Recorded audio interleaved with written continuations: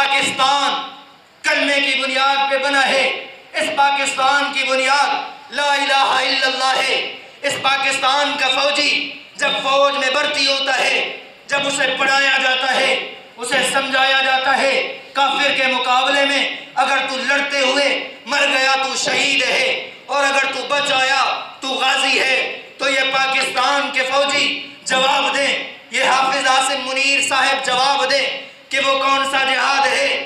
تم جس جہاد پہ اپنے فوجیوں کو لگاؤ گے، کیا عرض فلسطین کے مجاہدین، کیا عرض فلسطین کے مسلمان، فلسطین میں قربان ہونے والے، فلسطین میں اپنی جان لٹانے والے، فلسطین میں شہید ہونے والے، فلسطین میں ریزہ ریزہ ٹکڑے ٹکڑے ہونے والے مسلمان نہیں ہیں؟ تم کب نکلو گے جہاد کے لیے؟ اور عوام سے سنا ہوگا کہ 80% بجٹ فوج کھا جاتی ہے۔ ہم کہتے ہیں حافظ صاحب آپ 100% بجٹ کھا لیں، لیکن خدا کے واسطے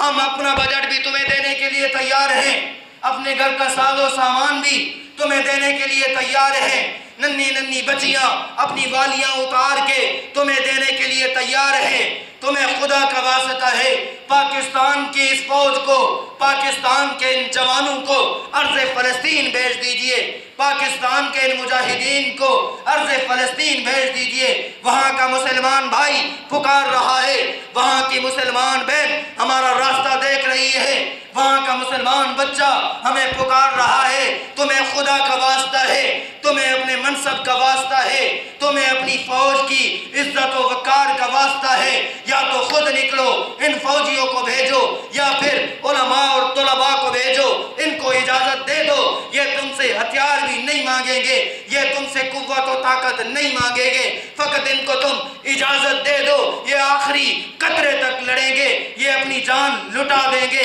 یہ قربان ہو جائیں گے، لیکن فلسطینیوں کے ساتھ شانہ بشانہ کھڑے ہوں گے، انہیں بتا دیں گے تم محمد الرسول اللہ کے غلام ہو، ہم بھی محمد الرسول اللہ کے غلام ہیں، جہاں تمہارا خون گرا ہے وہاں ہمارا خون گرے گا، ہم اپنی جانیں دے کر بیت المقدس کا بھی دفاع کریں گے اور فلسطین بہن بھائیوں کا بھی دفاع کر دکھائیں گے۔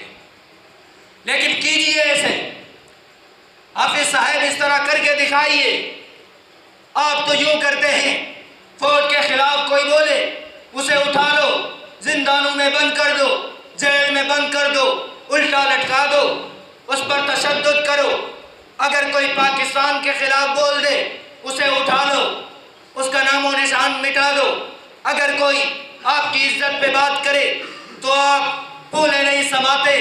تو آپ اپنی طاقت کا استعمال کرتے ہیں، قوت کا استعمال کرتے ہیں۔ بیت المقدس اسلام کی عزت ہے، اسلام کی قوت ہے، مسلمانوں کی شان ہے، اور ایک مسلمان دوسرے مسلمان کے لیے بھائی کی حیثیت رکھتا ہے، ایک جان کی طرح ہے تمام مسلمان۔ تو حافظ صاحب آپ کی غیرت کیوں نہیں جاگتی، آپ کی وقار، آپ کی عزت آپ کو یہ کہنے پر، یہ کرنے پر مجبور کیوں نہیں کرتی کہ سارے فوجی، سارے پاکستان کے جوان، علماء اور طلباء پاکستانی سارے چلے جائیں گے اور فلسطین میں، ارض فلسطین میں جا کر فلسطینیوں کی مدد بھی کر کے دکھائیں گے، بیت المقدس کی فتح بھی کر کے دکھائیں گے۔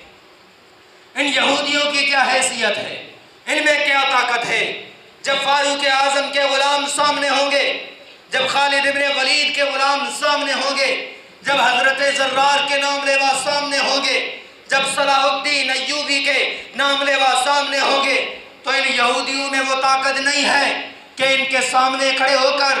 آنکھوں میں آنکھیں ملا سکیں، ان سے بات کر سکیں، ان کے سامنے لڑ سکیں۔ خدا کائنات کی قسم ہے، اگر علماء کو چھوڑ دیا جائے، طلباء کو چھوڑ دیا جائے، مجاہدین کو جانے دیا جائے، تو ان یہودیوں کو وہیں پہنچا دیں گے جہاں سے یہ نکلے۔